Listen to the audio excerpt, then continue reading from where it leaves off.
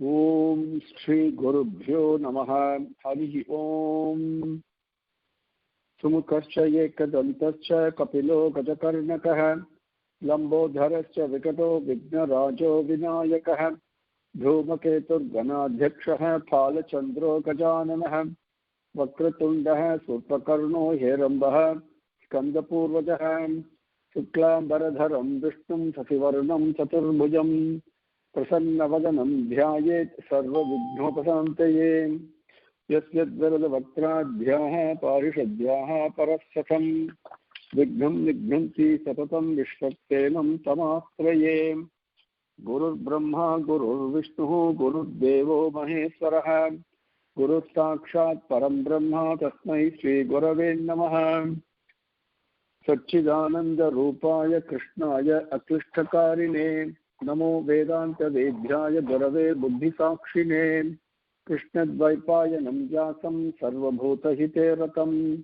Vedabhyabhaskaram Vande Samadhi Nilayam Munim Janmadhyasya Yataha Anvayat Yataratascha Aksheshu Abhijnakasparat Tene Brahma Hridayaha Adikavaye Mukhyanti Yat Surayah Tejovari Mrudam Yatha Vinimayo Yatrutru Sargo Mrisha Dhamna Svena Sada Nirastakohakam Satyam Param Dhimahi Darbha Prochidha Kaitavotra Paramo Nirmatsaranam Satam Vedyam Vastavam Atra Vastu Sivadam Tapatrayon Moolanam Srimad Bhagavate Mahavuni Krute Kimva Parevisvaraha Sadhyo Hrudi Avarudhyatehe Atra Kruti Vikisa Srushi Vikita Kshanat Nigama Kalpataror Galitam Phalam Sukamukat Amrita Dravasam Yutam Pibata Bhagavatam Rasamalayam Muharaho Rasikaha Bhumi Bhavukaha Yam Pravrajantam Anupetam Apeta Krutyam Dvaipayano Viraha Katar Ajuhava Putreti Tan Mayataya Tarovi Taravobi Nedustam Sarvabhuta Hridayam Muni Manatosmi Yahat Swanubhavam Akila Sutisaram Ekam Adhyatma Deepam Atititishyatam Tamon Dhamam Tam Sarinam Karunayaha Purana Guhyam Tam Vyasasunum Upayami Kurum Muninam Narayanam Namaskritya Naranchaiva Narottamam Devim Saraswatim Vyasam Tato Jayam Udirayet. Now with Bhagavan's grace we will continue for taking a brief summary review, the summary review of Skandham 3. Yesterday we came up to the point where Devahuti is asking Bhagavan, Swami, you are the one most qualified to remove this ignorance, this ajnanam, you are Adi Purusha, and I am asking, please, I surrender to you, teach me the relationship, the discrimination, the vivekam between Prakriti and Purusha. Right? They appear different, but what is the vivekam? What is the knowledge here? What is the jnana here? I surrender to you. That up to that point we came. That was Slokam 9:25, 9 through 25:11. We came up to that point. Then Bhagavan continues, and he was very happy. He replied with his face beaming with a smile that approved fully of Devahuti's words. And he said, I will now tell you that path of spiritual realization which leads to the ultimate good of man, where there is complete and irreversible absence of pleasures and pains of worldly existence. This yoga, which I preached in the ancient days to the rishis, they were very eager to hear it. The same yoga, perfect in all its aspects and limbs, I will teach you now. O pure-minded lady, he says.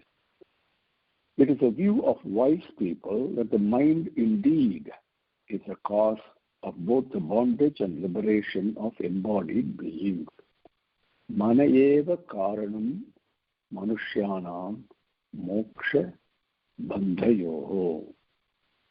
janma moksha bandhayoho. So that mind is the only reason, the cause of both the bondage as well as liberation.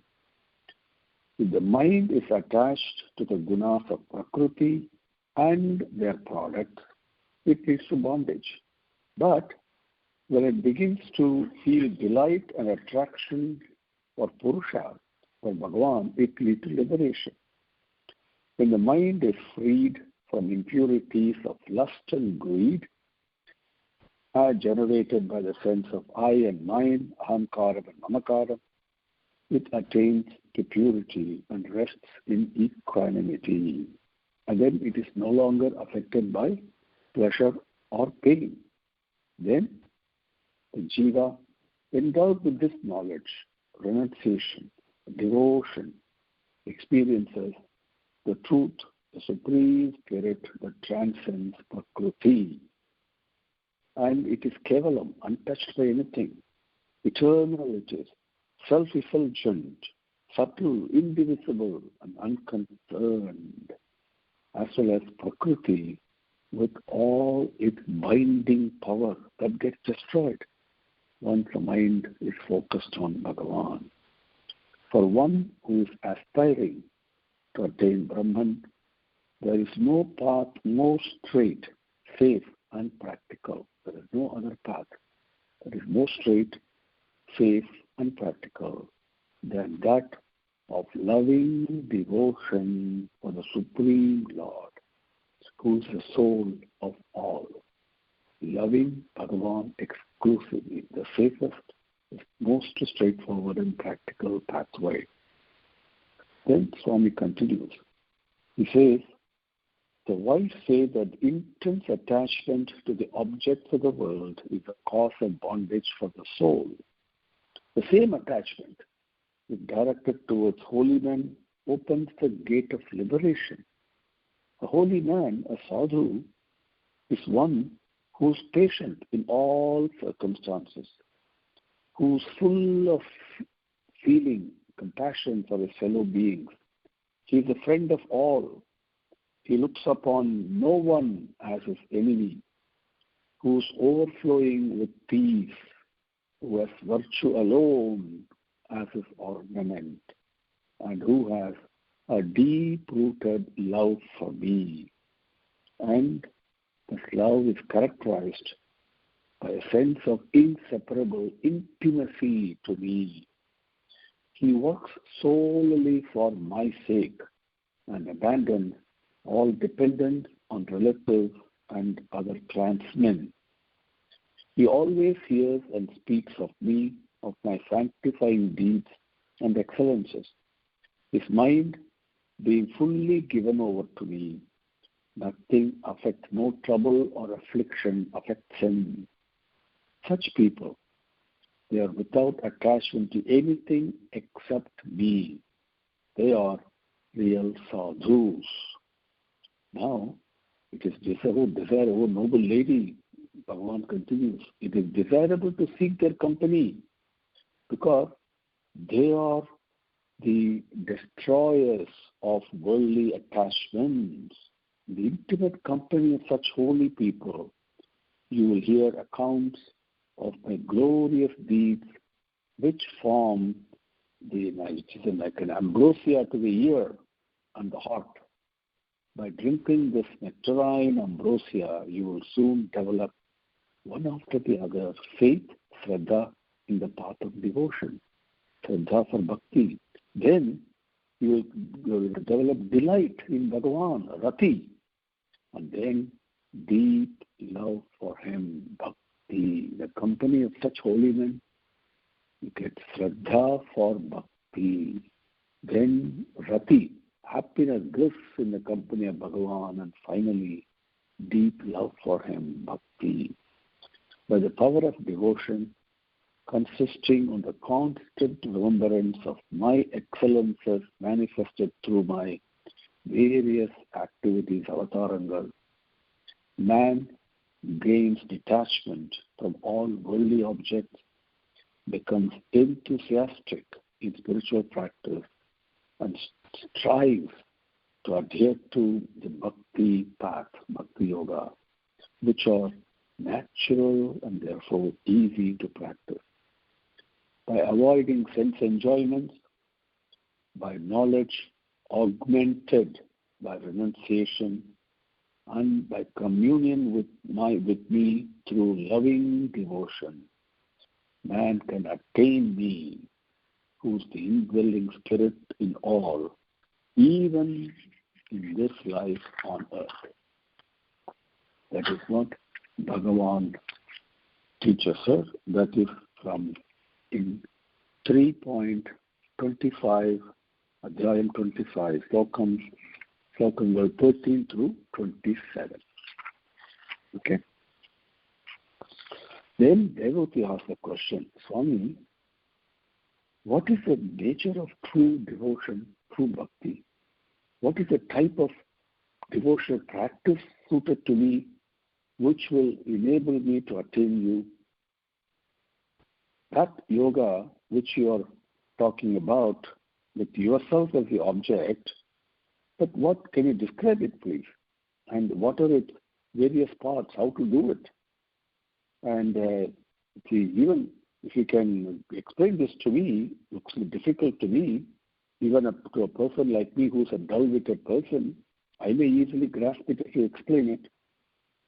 Bhagavan then very happily, learning his mother's desire and prompted by love for her, who gave birth to his body, he revealed the principles, the philosophy of Sankhya and also Bhakti Yoga, the science of concentration, dharana, that forms their backbone. The backbone of Sankhya Yoga and Bhakti Yoga is dharana, concentration. Then Kapila Bhagavan continued teaching it. He said, when all the powers of man's senses, which are actually wasted away through external contact, when they are purified through devotional practices and dedicated action, they get naturally focused on Ishvara exclusively when they are dedicated. Without, they don't have to have extraneous or self-centered motivation. You should not have any other benefits, acquisitive benefits. Just dedicate it to Bhagavan. And then when you do it with a firmness which no obstruction can overpower, that state of mind is called bhakti, the highest form of devotion to Bhagavan. Again, it is senses, do not get frittered away for external objects, devotional practices, dedicated action dedicated to Bhagavan, mind is focused naturally on Ishvara, and there is no extraneous or self-centered, selfish motivation. Practice is followed with a firmness which no obstruction can overpower. That state of mind is called bhakti. Bhagavan says such devotion, such bhakti is even superior to mukti. It says it burns up the covering of ignorance in a person just as fire burns up objects put into it. Now, some who are endowed with such bhakti do not aspire for moksha or even oneness with my being, because their delight consists in serving me and in working out my will. They therefore congregate together and honor me by adoration and participation in my works. Such holy persons perceive and engage themselves in loving conversations with my enthralling spiritual emanation. They possess beaming countenances and lotus-like eyes and have the power to grant all that the devotees may want. They actually speak to me in my various avatars. Though their minds are thus captivated by and absorbed in my enchanting, formful aspect, with its charming and sublime features, movements, smiles, looks, and speech, which are the avatarangas, their devotion leads them in the end to mukti, though they themselves do not care for it. In my supreme heavenly abode of Vaikuntha, they become the inheritors of divine powers and bliss that reside in me. Who I am the Lord of Maya, they reside in me. In spite of their having no longing for any of these, they will get all these powers and the bliss. The eightfold powers of the glories of all the higher worlds they will get. These devotees who consider me their nearest and dearest, their soul, their son, their companion, their teacher, their friend and chosen deity, consider me as their closest and dearest. They remain deathless in the abode of peace, Vaikuntha, because they remain deathless, because time, which is my weapon for universal destruction, has no sway over them. Devotees who give up desire for this world and the next world, for the subtle body that links one's life in these two spheres, as well as for the physical body which is associated with wealth, relatives, home, etc. in this life, they love and serve me, the all-pervading being, with unswerving devotion. They are surely released by me from involvement in the cycle of birth and death. Except from me, the Lord of nature and of individual souls, the inner pervading spirit in all, and the supreme person endowed with every blessed attribute, no one can get relief from the great fear, which is the fear of death, that besets all involved in the cycle of birth and death. For out of fear of me, all nature moves. The wind blows, the sun shines, Indra rains, fire burns, and the death consumes all out of fear of me. By devotion, supported by knowledge and renunciation, spiritual aspirants attain to my feet, which are a heaven where fear is unknown. Man attains to the highest he can in life when he gains one-pointed and unswerving devotion to me, and when his mind becomes unperturbed by anything because of his total self-surrender to me. Is the way he answers. He says, what is devotion? Devotion is the easiest path. And what to do? That's what he is answering. Companies of sadhus, developing bhakti, and it describes. This is the last fourth part is in sloka number 28 through 44 in Adhyayam 25. Okay. Now, the subject that we have covered, the Sankhya Yoga, which is the various elements, I'll briefly cover that for you again in sloka number 32 and 249 in Adhyayam 26. So 26, Adhyayam 32 through 49. We covered the Ahamkaram, we covered Prakriti, how the yesterday session I believe it was, and a couple of sessions also. And we came up to from Tamasic Ahamkaram, the first one that came about was the Sabdam, the Sabda Tanmatrai. Up at that point we'll begin. The reason I want to take it up again, because it describes what sound is, what Sabdam is. That's a beautiful description. What vayu is. Those are all described very beautifully. Okay? In Srimad Bhagavata. Now, being stimulated by Bhagavan's will, the tamasa aspect of ahamkaram, it comes into being.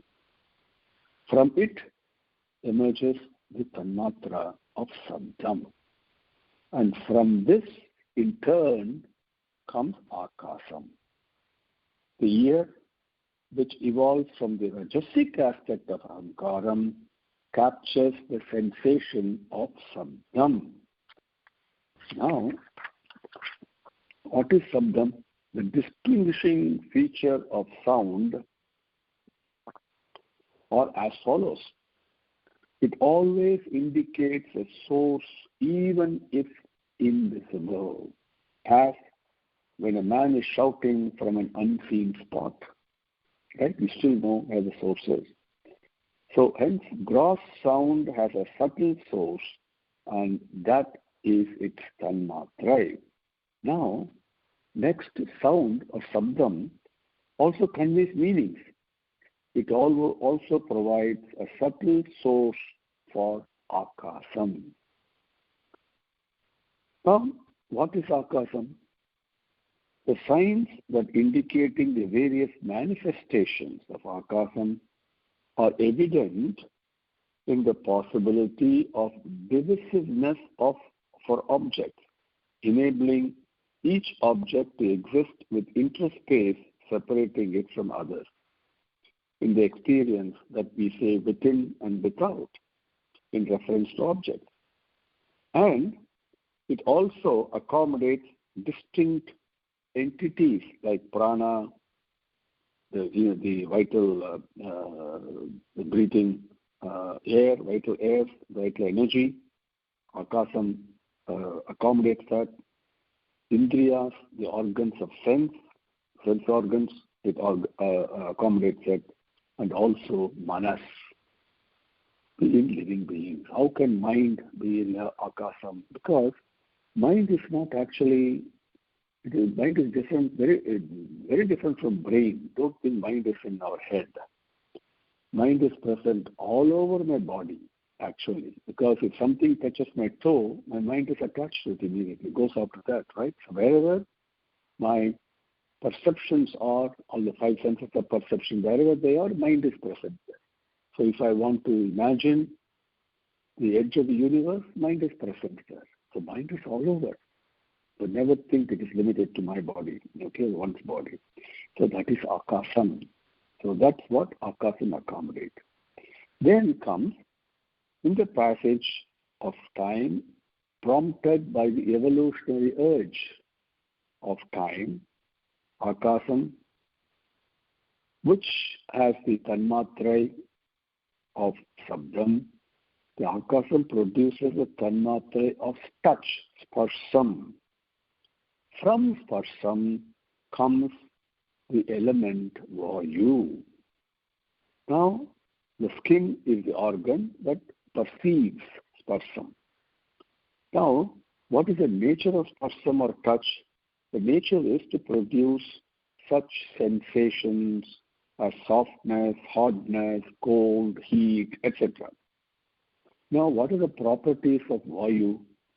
Properties of vayu are evident from its various movements outside, by its conveying sabdam from a distance to the hearer, sound comes from a distance to the hearer, and also by its functioning in the body as the agent that spreads the energy of the organism to all its parts and sensors, vayu, all over our body.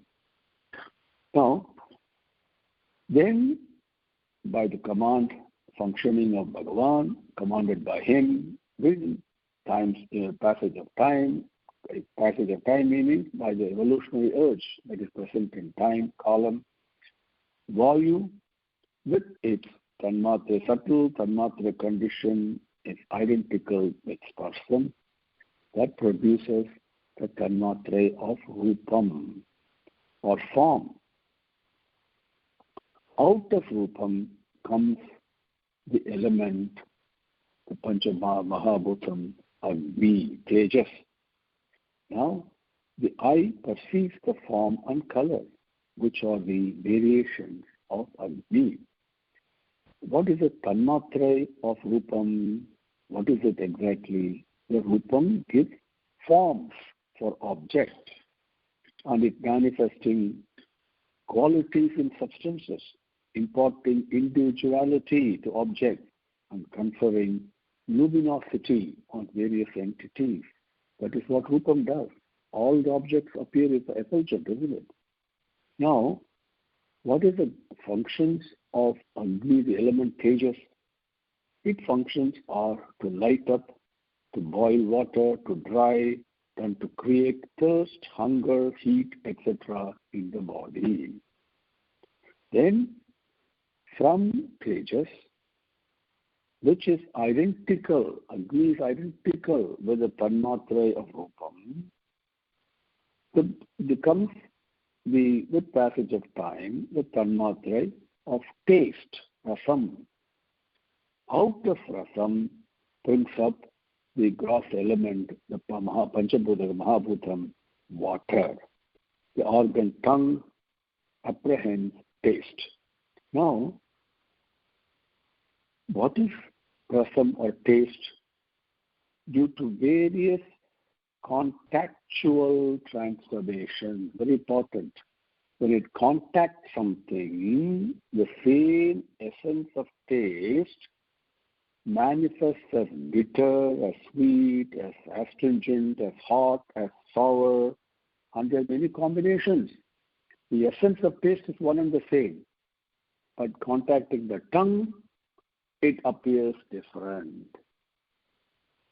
And the characteristics of the element water are liquefying, consolidating, even giving the feeling of satisfaction, and enabling life to subsist, quenching thirst that is caused by Agni, softening things, and it also abates heat, and it is flowing, etc. These are the qualities of water, the Mahabhutam, water.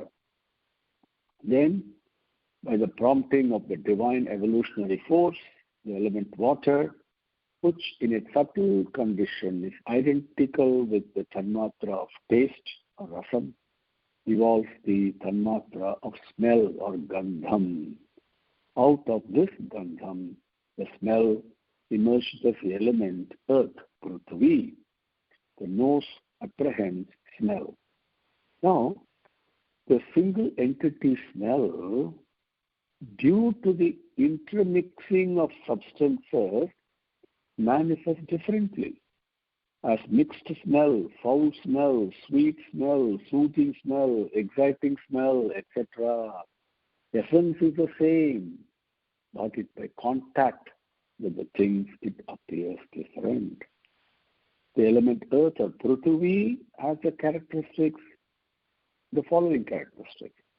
It is there to serve as a medium for making images of God, then to subsist in a defined shape by itself, by virtue of its solidity. It provides containers with definite boundaries for other substances, and then the basis for differences of bodies of all beings. That's what the Prithvi does. Now,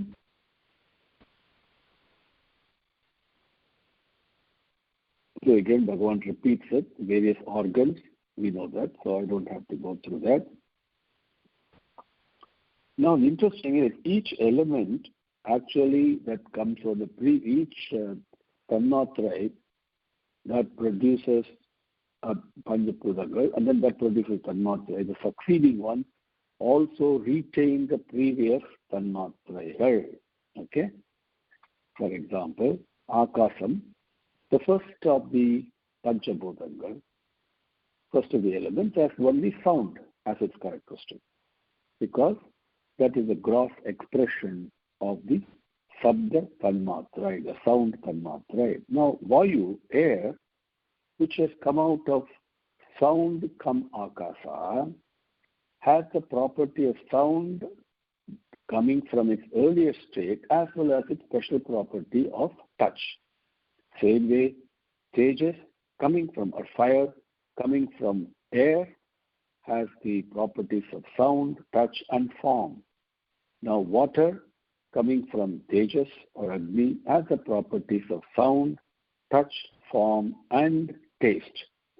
Earth, having its source in water, has all the four characteristics before: the sound, touch, form, and taste, and additionally smell.